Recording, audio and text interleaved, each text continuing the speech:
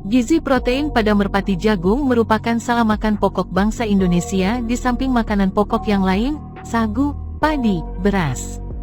Namun terkadang kita kurang memahami betapa banyak manfaat yang ada dalam jagung ini. Bahkan penderita diabetes pun dianjurkan untuk makan nasi jagung. Berikut ini beberapa manfaat dari buah jagung.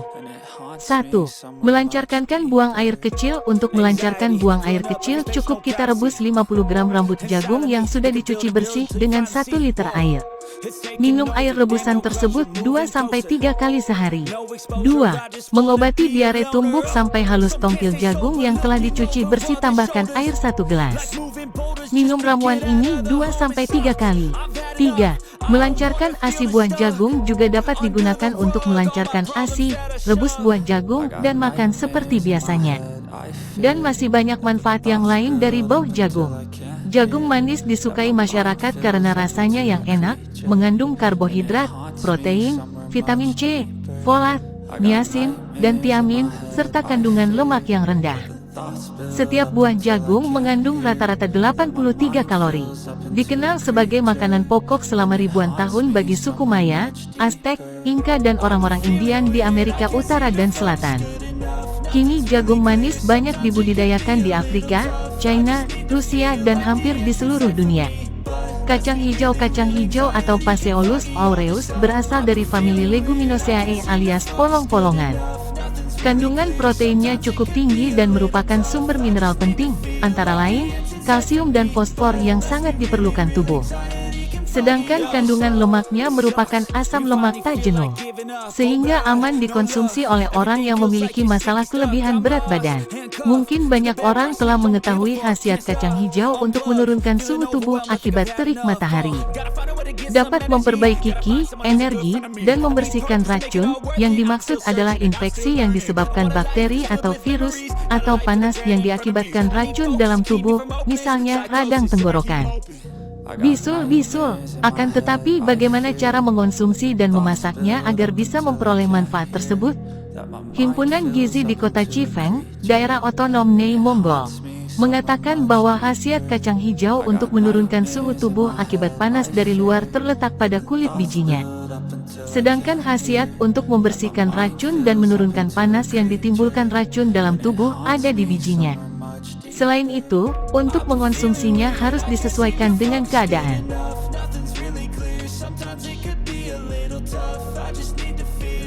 Protein tinggi. Kacang hijau mengandung protein tinggi, sebanyak 24%. Dalam menu masyarakat sehari-hari, kacang-kacangan adalah alternatif sumber protein nabati terbaik. Secara tradisi, ibu-ibu hamil sering dianjurkan mengonsumsi kacang hijau agar bayi yang dilahirkan mempunyai rambut lebat. Pertumbuhan sel-sel tubuh termasuk sel rambut memerlukan gizi yang baik terutama protein. Dan karena kacang hijau kaya akan protein maka keinginan untuk mempunyai bayi berambut tebal akan terwujud. Kalsium dan fosfor. Kandungan kalsium dan fosfor pada kacang hijau bermanfaat untuk memperkuat tulang. Lemak rendah sangat baik bagi orang yang ingin menghindari konsumsi lemak tinggi. Kadar lemak yang rendah dalam kacang hijau menyebabkan bahan makanan, minuman yang terbuat dari kacang hijau tidak mudah tengik. Lemak kacang hijau tersusun atas 73% asam lemak tak jenuh dan 27% asam lemak jenuh. Umumnya kacang-kacangan memang mengandung lemak tak jenuh tinggi. Asupan lemak tak jenuh tinggi penting untuk menjaga kesehatan jantung.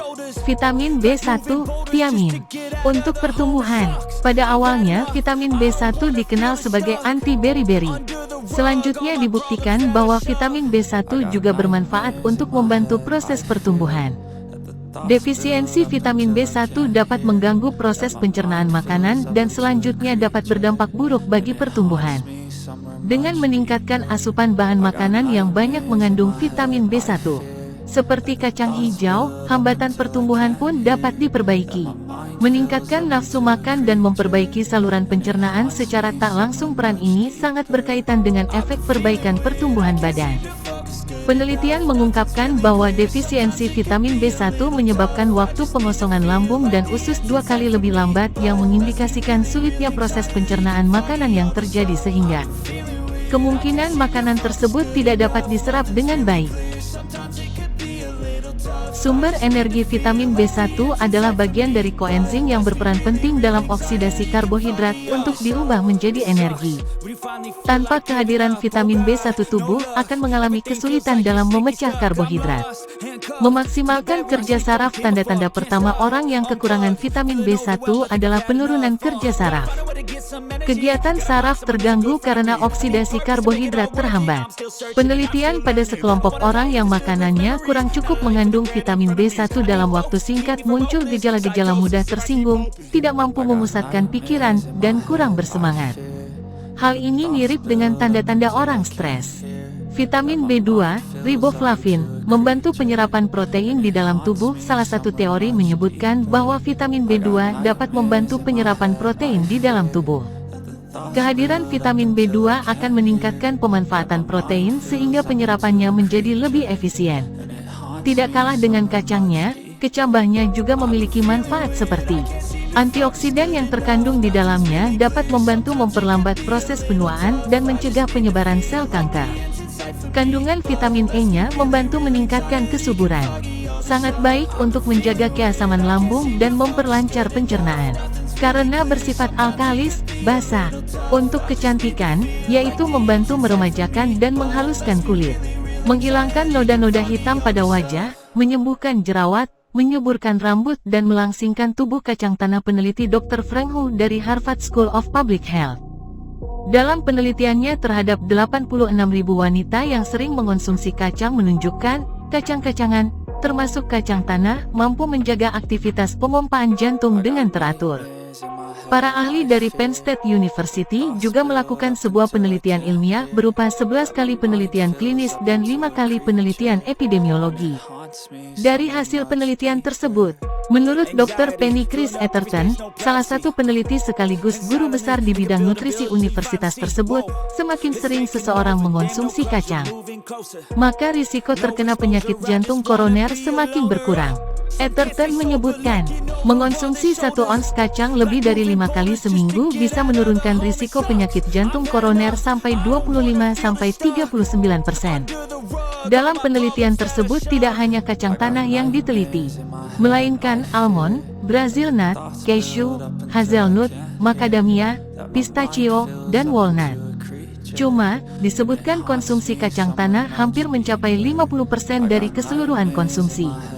Prof. Gary Fraser PhD, dari bagian obat-obatan dan epidemiologi di Loma Linda University berdasarkan penelitiannya menyimpulkan, mengonsumsi kacang seminggu sekali mengurangi risiko penyakit jantung 25% lebih rendah dibandingkan tidak makan sama sekali.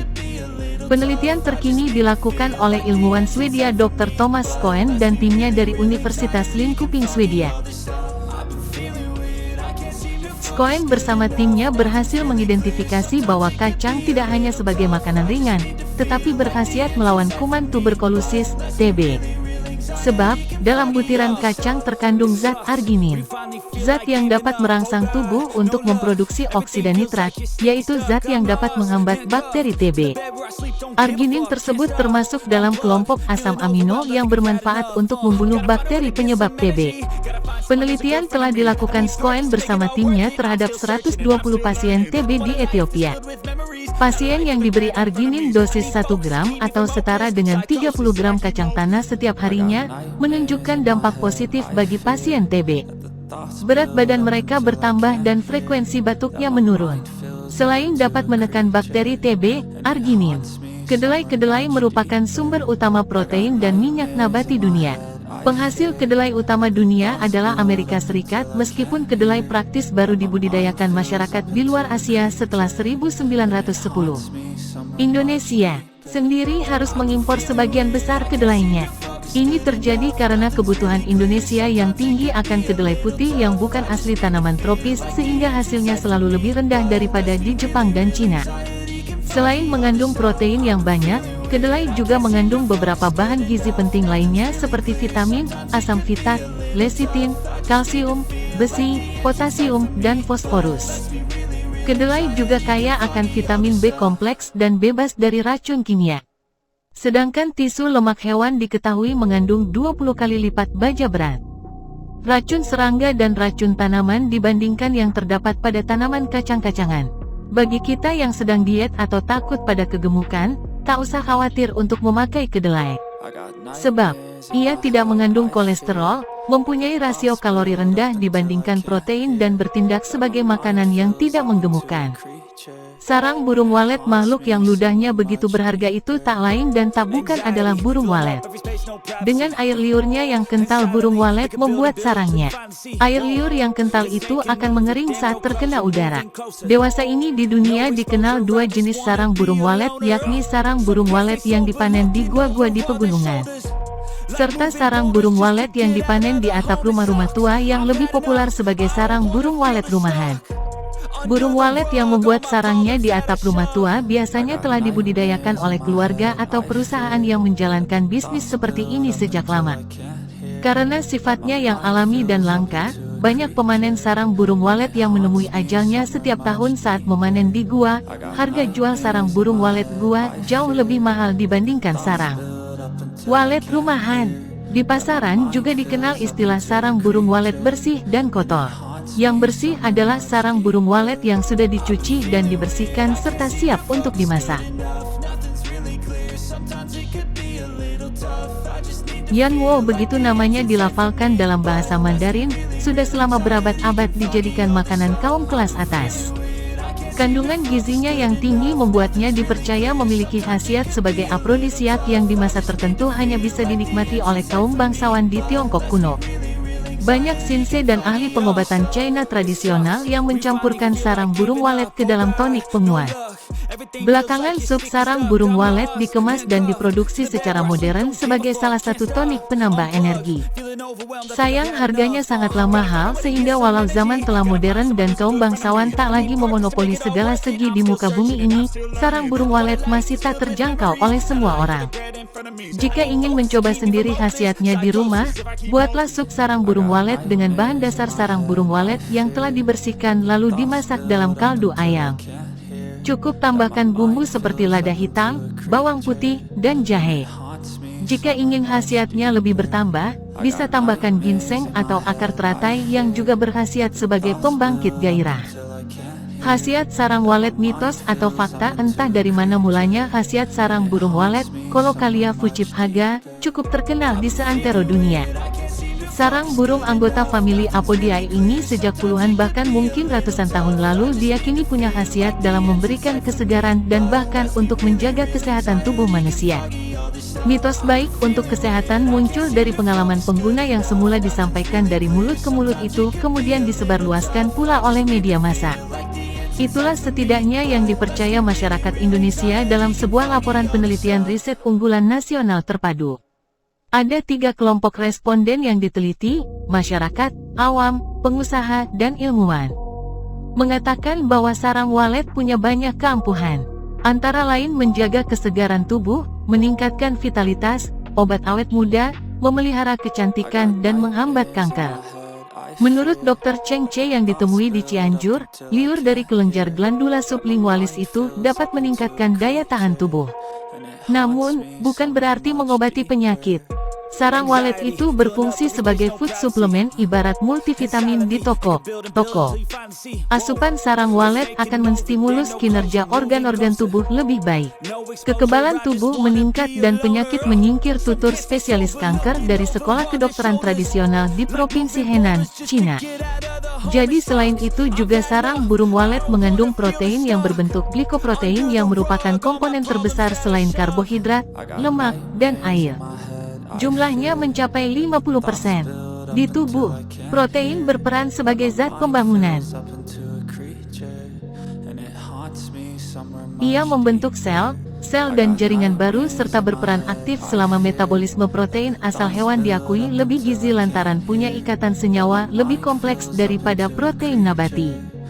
Bahkan salah satu senyawa turunannya, azithromycin, telah diteliti bisa melawan AIDS. Istimewanya lagi, sarang walet sumber asam amino yang lengkap. Tercatat sekitar 17 asam amino esensial, semi-esensial dan non-esensial yang dimiliki. Salah satunya kini dikembangkan oleh peneliti-peneliti di barat sebagai pelawan stroke dan kanker. Mineral-mineral sarang walet tak kalah manjurnya untuk mendukung aktivitas tubuh. Ada 6 mineral yang sudah diketahui seperti kalsium, besi, fosfor, kalium dan natrium. Di dalam tubuh, kalsium berperan untuk pembentukan tulang. Sayangnya, mineral dan senyawa penting sarang walet mudah leyap. Oleh karena itu, Dr. Kong Yun Cheng dari Universitas Hong Kong menyarankan sarang walet tidak perlu dicuci, sebab glikoprotein akan terbuang, toh sup sarang walet tetap menunjukkan manfaat sugesti penyantaplah yang diduga jadi obatnya umumnya. Sarang burung walet disajikan dalam bentuk sup, dan dapat kita temukan di restoran Cina. Sebenarnya, pengonsumsian sarang burung walet ini bukanlah hal yang baru. Malah, sudah sejak abad 14, sarang burung ini dimanfaatkan sebagai makanan. Di Cina, sup sarang burung walet, bear nest soup, merupakan makanan favorit para raja dan bangsawan. Dan menurut cerita yang masih beredar sampai sekarang, mitos kali, Kaisar Ming sangat menggemari sup yang satu ini. Mungkin karena cerita atau mitosnya itulah, maka sup sarang burung walet dijadikan simbol makanan yang mewah dan bergengsi dan sangat mahal harganya. Tetapi, pengonsumsian sarang burung walet di Indonesia bisa dikatakan tergolong rendah. Hampir 90% sarang burung walet diekspor ke luar negeri. Pengonsumsian sarang burung walet ini pun masih ada bedanya. Kalau di Singapura dan Malaysia, lebih menyukai sarang burung yang mengandung lumut, moss nest, yang biasanya diambil dari gua karang di tepi pantai. Sehingga warnanya pun tidak sebersih sarang burung walet yang dibudidayakan di atap rumah. Katanya sih, rasanya lebih kenyal dan tidak cepat pecah saat dimasak. Sedangkan Cina dan Indonesia lebih menyukai sarang burung yang putih bersih. Untuk menentukan kualitas dari sarang burung walet, ada syarat tertentu yang harus dipenuhi. Misalnya ketebalan sarang. Seperti yang kita ketahui, sarang burung itu dibuat dari air liur burung walet tersebut. Setiap hari, sepasang walet betina dan jantan bergantian membuat sehelai sarang dengan cara mengoleskan air liur mereka ke dinding gua, dinding tebing, ataupun atap rumah. Ingat,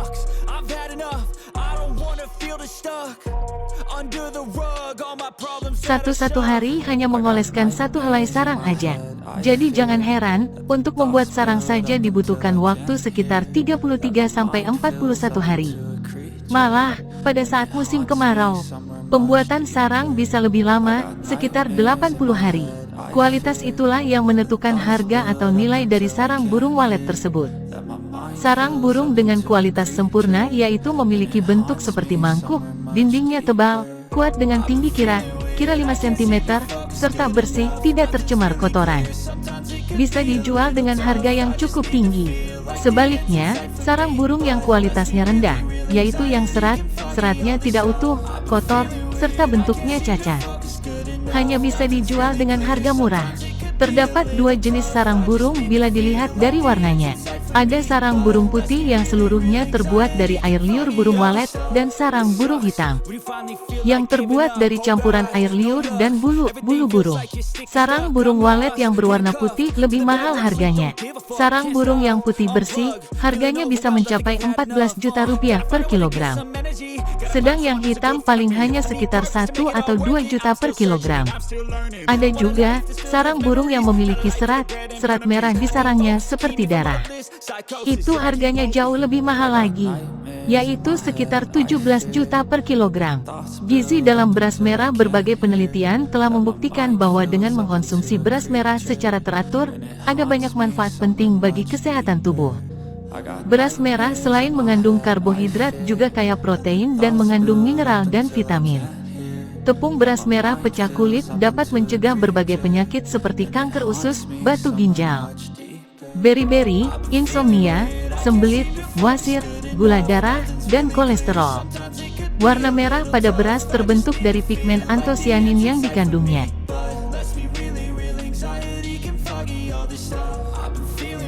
Dalam setiap 50 gram sajian beras merah, mengandung 4 gram protein, 55 mg magnesium.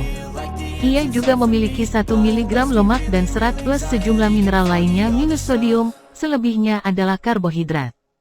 Bila dilakukan penggilingan dan pencucian berkali-kali pada beras merah hingga menjadi putih, terbukti bisa merusak 67% vitamin B3, 80% vitamin B1, 90% vitamin B6, setengahnya mangan.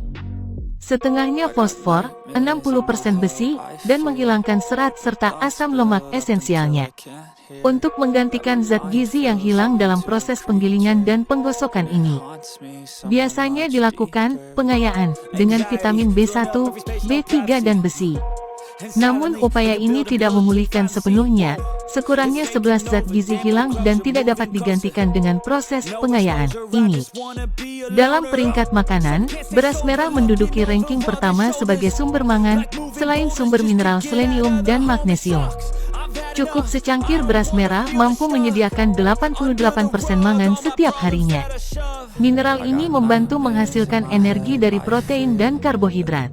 Mineral ini pun memegang peran utama dalam sintesa asam-asam lemak yang penting untuk kesehatan sistem saraf, dan dalam produksi kolesterol, yang digunakan tubuh dalam menghasilkan hormon-hormon seks. Mangan juga komponen yang penting bagi enzim antioksidan penting yang disebut superoksid dismutase yang memberi perlindungan akibat radikal bebas selama proses metabolisme dalam tubuh.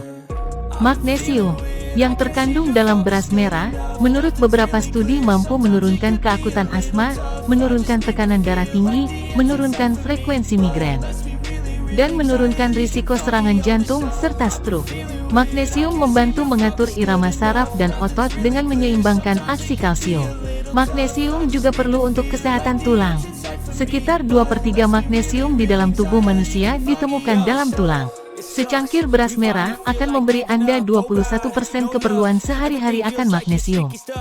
Semoga manfaat. Salam Merpati Lovers. Oleh J.M.